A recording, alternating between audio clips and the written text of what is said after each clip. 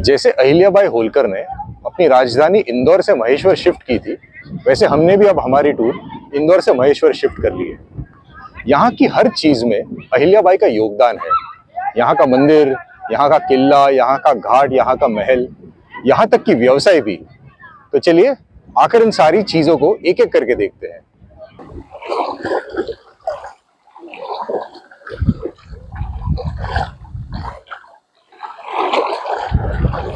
शुरुआत करते हैं सहस्त्रधारा से, जो महेश्वर से 5 किलोमीटर के अंतर पर है। अगर आपकी खुद की गाड़ी नहीं है तो आपको यहाँ ऑटो करके आना पड़ेगा।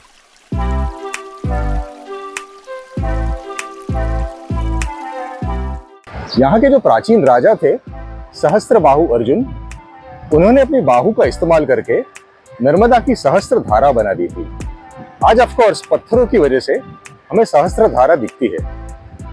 यहाँ का पानी ऊपर नीचे होते रहता है मौसम के हिसाब से। अभी हम बारिश के मौसम में आए हैं तो पानी काफी ऊपर है। हाँ, आप कोई भी मौसम में आओ तो सेल्फी लेने के चक्कर में सेल्फ ही को भूल न जाना।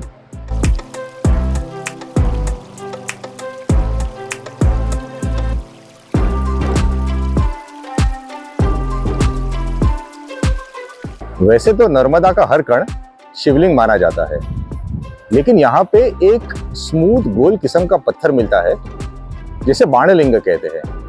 लोग उसे शिवलिंग के रूप में पूजते हैं। बाणलिंग पे एक छोटा सा क्विज का सवाल, दुनिया का सबसे बड़ा बाणलिंग पत्थर कहाँ रखा गया है? जवाब है बृहदेश्वर मंदिर, थांजावुर, जो आज एक यूनेस्को वर्ल्ड हेरिटेज साइट है।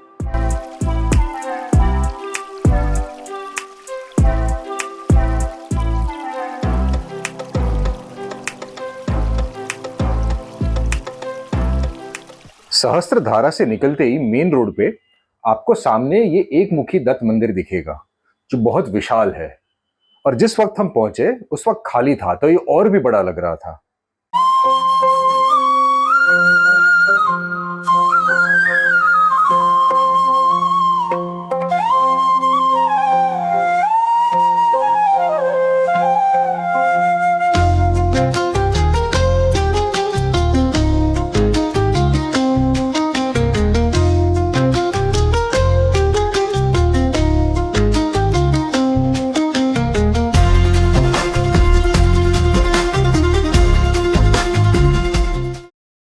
अब चलते हैं महेश्वर के राजवाड़ा की तरफ। यहाँ का राजवाड़ा 2 हिस्सों में बटा हुआ है, एक जो हेरिटेज होटल में परिवर्तित है और दूसरा जो पर्यटकों के लिए खुला है। आप शायद इंदौर के राजवाड़ा से परिचित होंगे, जो हमने हमारे इंदौर के अंक में विस्तार में कवर किया है। यहाँ का राजवाड़ा इंदौर के राजवाड़े से बिल्कुल विपरीत है। ये एकदम सीधा साधा मकान है, और ये इसलिए क्योंकि ये अहिल्याबाई होलकर की मांग थी। राजवाड़े का एक मुख्य आकर्षण है एक सोने का झूला, जो इस बिल्डिंग के भीतर है। लेकिन राजवाड़े की अन्य जगहों की तरह इस बिल्डिंग में भी कैमरा ले जाने की अनुमति नहीं है। यहीं से एक रास्ता छतरियों और घाट की तरफ जाता है, लेकिन वहां जाने से पहले हम 1-2 जगह और देखेंगे। आज हम जिसे महेश्वर साड़ी कहते हैं, वो प्रथा कैसे शुरू हुई, इसके पीछे भी एक लोकल कहानी है। अब कितनी सच है, कितनी अतिशयोक्ति, ये तो मैं नहीं जानता, लेकिन फिर भी आप कहानी सुन ही लो। हुआ ये कि एक बार महेश्वर राज्य खतरे में था दुश्मनों से, और अहिल्याबाई ने आसपास के मुखियों को पगड़ी भेजी ये कहने के लिए कि भाई आओ और महेश्वर राज्य की रक्षा करो। तो आए, महेश्वर की रक्षा की और महेश्वर बच गया। उसके बाद मुखियों की पत्नी ने अप्रोच किया अहिल्याबाई को कि भाई हमारे पतियों को तो भाई पगड़ी मिली, हमें कुछ नहीं मिला, तो ऐसा कैसे चलेगा? तो अहिल्याबाई ने क्या किया, उन्होंने सूरत से कारीगरों को बुलाया अपने परिवार के साथ और कहा कि यहाँ पर आके सेटल हो जाओ। और ऐसे शुरू हुई महेश्वर हैंडलूम वीविंग इंडस्ट्री।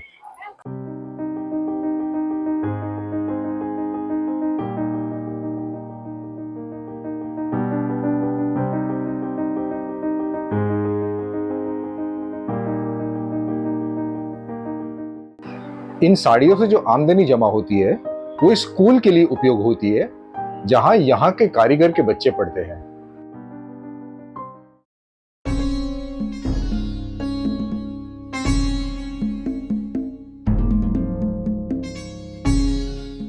ये राजा राजेश्वर मंदिर है। यहाँ रोज कई सालों से 11 घी के दिए जलते हैं। दियों को जलाने के लिए जो घी चाहिए वो लोग ही दान अर्पित करते हैं और कहते हैं कि एक दिया जलाने के लिए लगभग रोज का 1.25 किलो घी लगता है। यानी 1 साल का कितना घी लगता होगा वो गणित आप खुद कर सकते हो।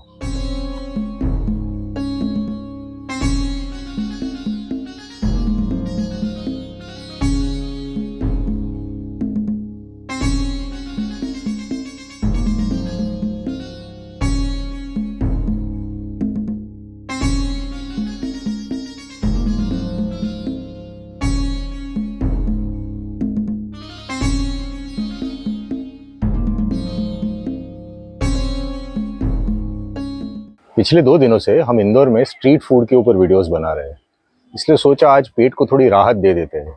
इसलिए आज लंच में गन्ना जूस, खीरा, नारियल पानी, नींबू शरबत, बस इतना ही। चीयर्स।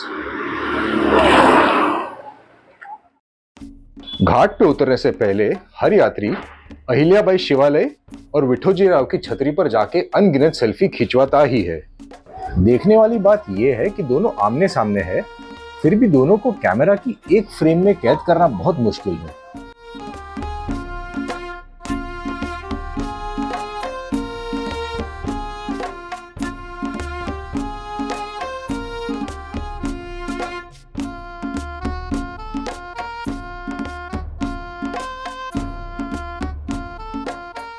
अगर आप इनकी वास्तुकला को ध्यान से देखोगे तो आपको झरोखे, जाली, नक्शीकाम ये सारी चीजें राजस्थान की हवेलियों से बहुत मिलते जुलते नजर आएंगे। वो इसलिए क्योंकि ये छतरियों को बनाने वाले कारीगर भी राजस्थान से बुलाए गए थे।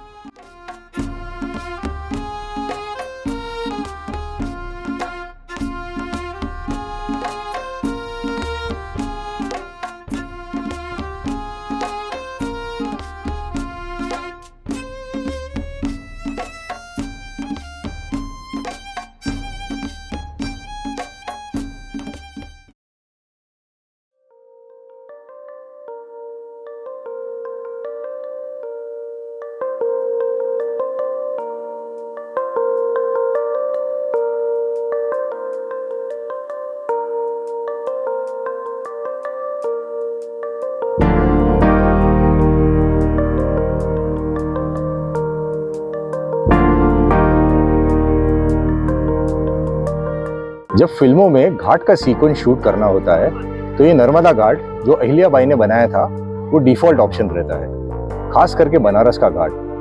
बनारस में शूट करने के लिए थोड़ी तकलीफें है, लेकिन यहाँ कोई प्रॉब्लम नहीं है। यहाँ जितनी भी फिल्में शूट हुई है उनमें से एक फिल्म है जो मेरे ख्याल से उसमें महेश्वर को महेश्वर करके दिखाया है, और वो है अक्षय कुमार की पैडमैन।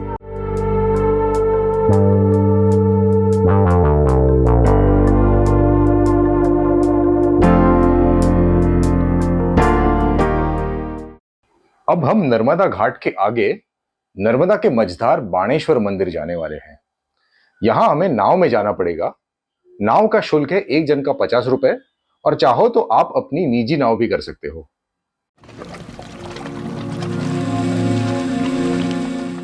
ये मंदिर बनाया था बाणासुर ने शंकर भगवान को प्रसन्न करने के लिए। कहते हैं कि ये मंदिर दुनिया का केंद्र है। कुछ लोग ये भी कहते हैं कि ब्रह्मांड का केंद्र है, लेकिन फिलहाल हम थोड़ा छोटा सोचते हैं। यहाँ पे अगर ध्रुव नक्षत्र यानी पोल स्टार से एक रेखा खींचो और अगर दुनिया के केंद्र तक लेके जाओ, अंदर तक वाले, तो ये मंदिर से होके गुजरेगी। अगर आप विश्वास नहीं रखते हो तो खुद खींच के देख लो।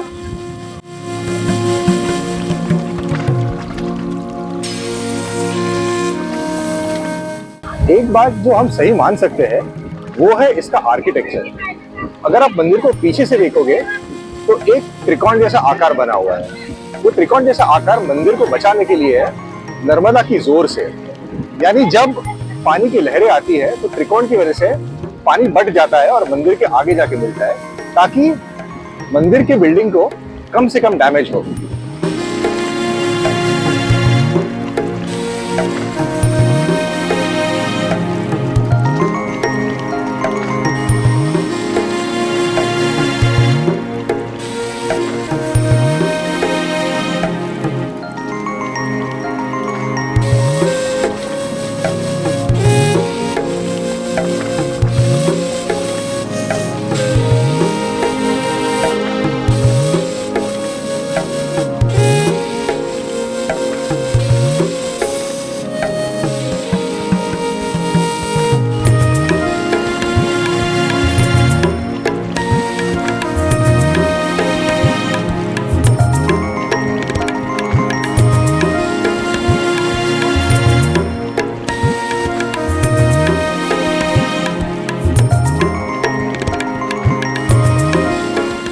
जब हम नाव में थे मेरी एक स्थानीय निवासी से कुछ दिलचस्प बातें हुई। मैं उसमें से कुछ बातें आपके साथ शेयर कर रहा हूँ। 200 साल का रिकॉर्ड तोड़ा बाढ़ में। हाँ, वो मैंने वहाँ पर देखा, एक बोर्ड लगा हुआ है हाँ, कि हाँ 2023 में सितंबर में वहां तक पानी पहुंच चुका था। 16 दिसंबर बराबर है। 2023। हाँ हाँ, लेकिन यहाँ पर कोई रहने वाले तो है नहीं वैसे, तो आई थिंक किसी को मतलब नुकसान नहीं पहुंचा होगा, लेकिन नुकसान बहुत हुआ सर, ये गांव पूरा। अच्छा हाँ, जितना इस तरफ है उतना उस तरफ भी मतलब चढ़ा होगा। हाँ, इधर 1 किलोमीटर आगे चला गया। हाँ हाँ, वो स्टेचू रखा था ऊपर 13 फुट का जो अहिल्याबाई का। हाँ वो पहले नीचे रखा था। हाँ, उसको फिर ऊपर ले गए, नीचे बाढ़ में गिर गया था एक बार पिछले साल। अच्छा। पहले हाँ हाँ, तो उसको ऊपर ले गए। हाँ हाँ, फिर वहाँ पे अच्छा तो भी एक पॉइंट बन गया। अच्छा।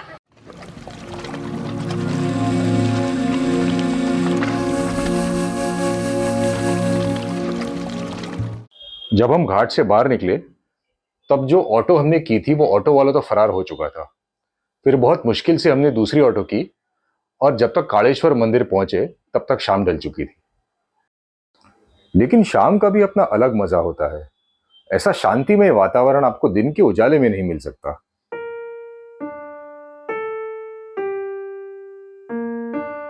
जब आप मंदिर जाओगे तो पीछे की तरफ जाके नर्मदा के दर्शन करना मत भूलना। तो जाते जाते मुझे 2 चीजों की सूचना आपको देनी चाहिए। एक, जो होटल में हम रुके थे, होटल पायल पैलेस, ये घाट से लगभग 2-3 किलोमीटर के अंतर पर है, लेकिन अगर आपके पास खुद की गाड़ी है तो आपको आने जाने में कोई तकलीफ नहीं पड़ेगी। और दूसरी, यहाँ के ऑटो के बारे में। महेश्वर छोटा शहर है, इसलिए आपको जगह जगह ऑटो नहीं मिलेगी, आपको ऑटो को कॉल करके बुलाना पड़ेगा। इसलिए आखिर में जिस ऑटो वाले ने हमारा साथ दिया था, मैं उसका नाम और नंबर डिस्क्रिप्शन में डाल रहा हूं। अगर आप महेश्वर जा रहे हो तो आप उसे कांटेक्ट कर सकते हो। अगले एपिसोड में हम मांडू जाने वाले हैं। इतिहास प्रेमियों के लिए ये एक सुनहरा अंक होगा, इसलिए इसे जरूर देखना। तब तक के लिए थैंक्स फॉर वॉचिंग।